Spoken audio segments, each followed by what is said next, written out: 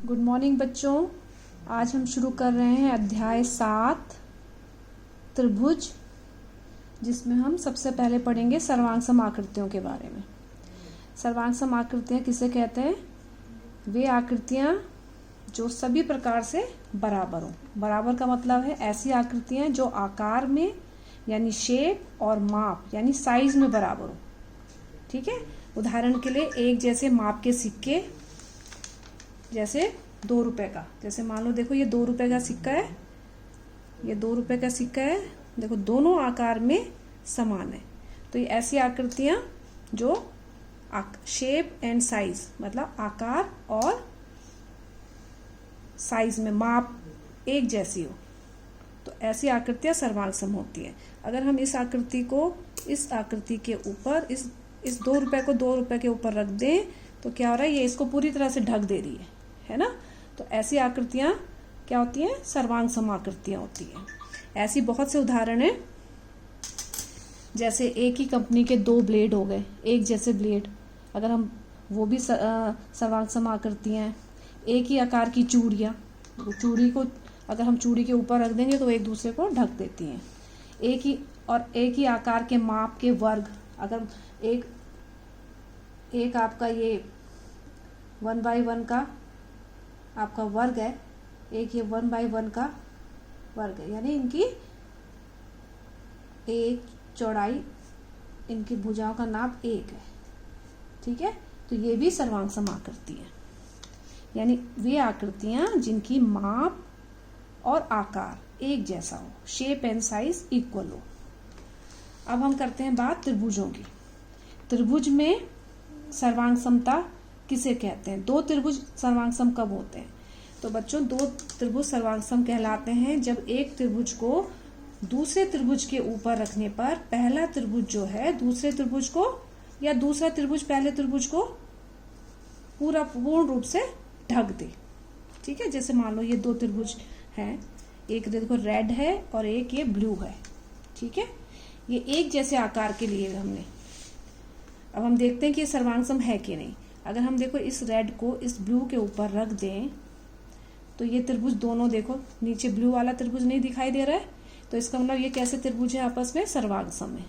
अगर हम ब्लू को रेड के ऊपर रख दें तो ये दोनों त्रिभुज सर्वांग सम है। इसका मतलब क्या है कि अर्थात 2 त्रिभुज सर्वांग सम होंगे यदि एक त्रिभुज की भुजाएं मतलब 3 भुजाएं होती है ना। अगर एक त्रिभुज की तीनों भुजाएं दूसरे त्रिभुज की तीनों भुजाओं के बराबर हो, या और कोण भी। 2 त्रिभुज सर्वांग सम कब होंगे? यदि एक त्रिभुज की भुजाएं और कोण दूसरे त्रिभुज की संगत भुजाओं और कोणों के बराबर हो। मतलब इस त्रिभुज की, जैसे रेड त्रिभुज है ना, इसकी ये भुजा इसके बराबर, ये नीचे की भुजा नीचे के बराबर, इसके ये वाली भुजा इसके बराबर, ये ऊपर का कोण इस कोण के बराबर, ये कोण इसके बराबर और ये कोण इसके बराबर हो, तो ये दोनों त्रिभुज क्या होंगे? सर्वांग सम होंगे। ठीक है। सर्वांग सम कब होंगे? जब इनके शेप और साइज बराबर होंगे। तो इसमें हम शेप और साइज कैसे देखेंगे? भुजाओं से और कोणों से। ठीक है। अब बच्चों आगे देखो, अब हम कर रहे हैं अगला। देखो यहाँ पर हमने 2 त्रिभुज लिए हैं, ABC और DEF। इसमें त्रिभुज ABC और DEF में क्या है? ये जो AB भुजा है ये DE के बराबर है, ये BC भुजा EF के बराबर है, और ये AC भुजा DF के बराबर है, और कोण D के बराबर, ये कोण इसके बराबर है, कोण B जो है E के बराबर, कोण C कोण F के बराबर है। तो ये दोनों त्रिभुज ABC सर्वांग सम कोण DEF, ये सर्वांग सम का चिन्ह होता है, ये 2 बराबर के चिन्ह, और ये हल्का सा ऐसे करके ये सर्वांग सम का निशान है। ठीक। अब बच्चों 2 त्रिभुजों की सर्वांग सम के कुछ नियम है, ये आपने पहली कक्षाओं में भी, जिससे पूर्व की कक्षाओं में पढ़ा है। सबसे पहले SAS सर्वांग समता नियम। इन बच्चों इन नियमों को बहुत अच्छे से आपने करना है, इनका प्रयोग हम अगले प्रश्नों में करेंगे। तो सबसे पहले SAS सर्वांग समता नियम, यानी साइड एंगल साइड, भुजा कोण भुजा। यदि किसी एक त्रिभुज की दो भुजाएं, ठीक है, दो भुजाएं और एक कोण, ये ना, दो भुजाएं और एक कोण। यदि एक त्रिभुज की दो भुजाएं और उनका अंतरित कोण, मतलब इन भुजाओं के में बना हुआ कोण, ठीक है, दूसरे त्रिभुज के, ये दूसरा त्रिभुज है, उसकी दो भुजाओं और अंतरित कोण, मतलब इन दो भुजाओं में ही जो कोण बना है, और कोण नहीं, यहाँ का नहीं, जो ये दो भुजाएं हम बोल रहे हैं उनके अंदर जो कोण बना हुआ है वो अगर आपस में बराबर होंगे तो त्रिभुज सर्वांग सम होते हैं। यहाँ हमने एक उदाहरण दिया हुआ, ये हमने 4 सेंटीमीटर, इसमें भी 4 सेंटीमीटर है दूसरे त्रिभुज की भुजा। इसकी भुजा जो है ए बी 3.5 है, इसकी भी 3.5 है, और इसके इन दोनों भुजाओं के जो अंतरित कोण है, यहाँ पर कोण बना हुआ है, ये इस कोण के बराबर है। तो इसमें कौन सा नियम लगेगा? ये त्रिभुज सर्वांग सम हो जाएंगे, ठीक है, ये सर्वांग सम हो जाएंगे। और इनमें कौन सा नियम लगेगा? इनमें लगेगा SAS। तो ये त्रिभुज ABC सर्वांग सम त्रिभुज DEF क्यों है? क्योंकि इनकी दो भुजाएं, देखो ये और ये दो भुजाएं, दूसरे त्रिभुज की दो भुजाएं और इसका जो एक अंतरित कोण है दूसरे त्रिभुज के दो भुजाओं के अंतरित कोण के बराबर हो तो त्रिभुज सर्वांग सम होते हैं। अब बच्चों अगला है ASA सर्वांग समता नियम। ASA सर्वांग समता नियम। एंगल साइड एंगल, कोण भुजा कोण, यदि एक त्रिभुज के दो कोण और उनके अंतरित भुजा, दो कोण और उनके अंतरित भुजा, मतलब जिस भुजा पे वो कोण बने हैं, दूसरे क्रमशः दूसरे त्रिभुज के दो संगत कोणों और उनकी अंतरित भुजा के बराबर हो। मतलब देखो ये भुजा इस भुजा के बराबर है और इस भुजा में जो दो कोण बने हैं वो दूसरे त्रिभुज के दोनों कोणों के बराबर है, तो ऐसे त्रिभुज भी आपस में सर्वांग सम होते हैं। इसमें कौन सा नियम लगेगा?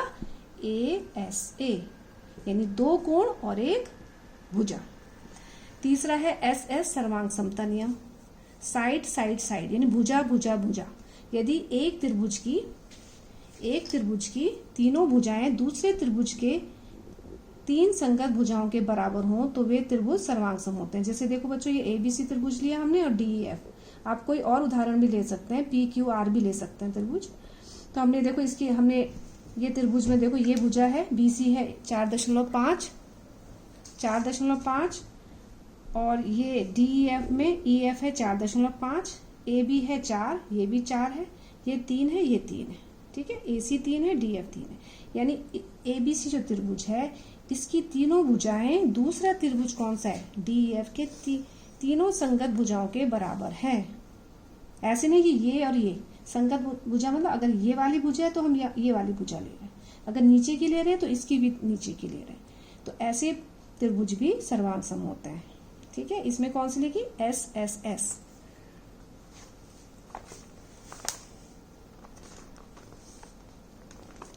देखो हमने इसमें नाप ले लिए थे कि ABD 4 सेंटीमीटर है, BCEF 4.5 सेंटीमीटर था, ACDF 3 सेंटीमीटर था, तो ये त्रिभुज भी आपस में सर्वांग सम है। त्रिभुज ABC सर्वांग सम त्रिभुज DEF किस नियम से? SSS। अब चौथा आ रहा बच्चों RHS सर्वांग समता नियम।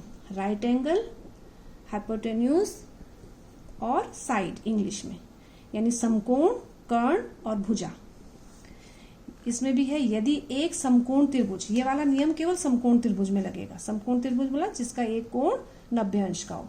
तो यदि एक समकोण त्रिभुज का कर्ण होता है ये सबसे बड़ी भुजा, जो इसके ठीक 90 का जो कोण है इसके ठीक सामने जो ये बनी हुई ये भुजा जो होती है कर्ण होती है।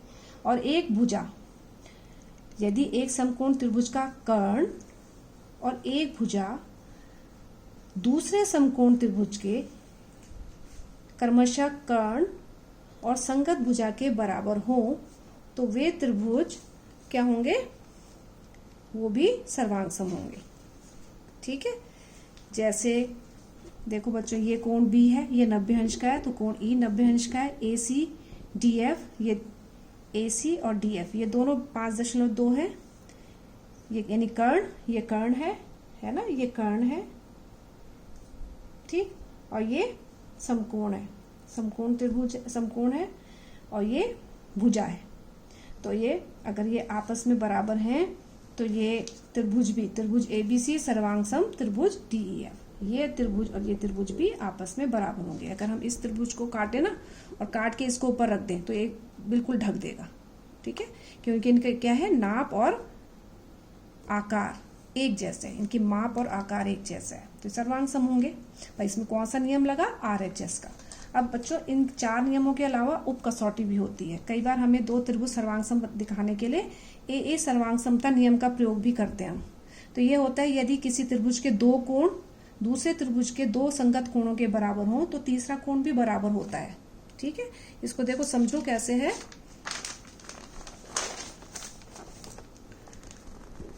जैसे ये त्रिभुज दिया हुआ हमने ABC या DEF, 2 त्रिभुज है। अगर हमने ये बताना हो कि दोनों त्रिभुज सर्वांग सम है कि नहीं है तो हम क्या देखेंगे, हमने ये देखो, हमें ये पता है कि ये 50 है, कोण B 50 है, कोण E भी 50 है, कोण 40 है, कोण C 40 है, तो कोण F भी 40 है, ठीक है।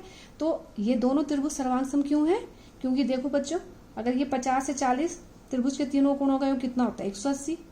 तो अगर ये 90 है तो यहाँ कितना हो जाएगा, 90 होगा, ये भी 90 है, यानी तीसरा कोण इसका भी 90 है, इसका भी 90 है। तो हमें बताने की जरूरत नहीं है, तो हमें केवल ये 2 बताते हैं। अगर हम कि इस त्रिभुज के और इस त्रिभुज के दोनों कोण जो है आपस में बराबर हैं तो वो त्रिभुज भी सर्वांग सम होते हैं। सर्वांग सम का चिन्ह ये, और ये हम लिख देंगे यहाँ पर AA उप कसौटी से, ठीक है। Thank you.